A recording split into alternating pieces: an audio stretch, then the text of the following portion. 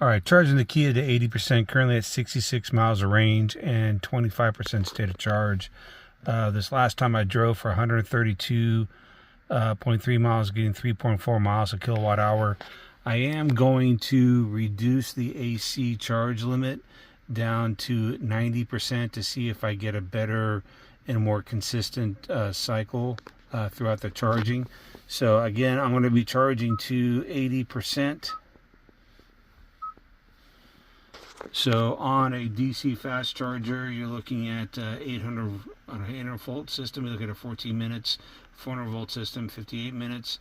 On a level 2 charger, you're looking at 4 hours and 5 minutes. And a regular household socket, you're looking at 40 hours. And the guessometer is saying 226 miles of range. That is up from 219 the last time I charged to 80%. Charge to 80%. I did reduce the AC charge limit down to 90%. Don't know if it made much of a difference in the charging, but this last charge cycle, it took, what did it take? 5 hours and 45 minutes to add 43.35 kilowatt hours, costing $7.76. If I look at my history, so far for the month of September, I added 442 kilowatt hours over 16 charging sessions, 18 cents a kilowatt hour, costing $79.42. Again, this last charging session took 5 hours and 45 minutes. The one before that took 5 hours and 7 minutes, and then 5 hours 13 minutes.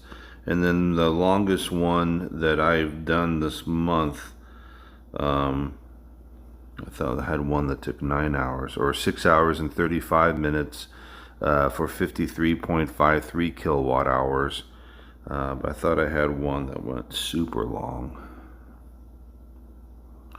7 hours and 13 minutes for 52.91 kilowatt hours.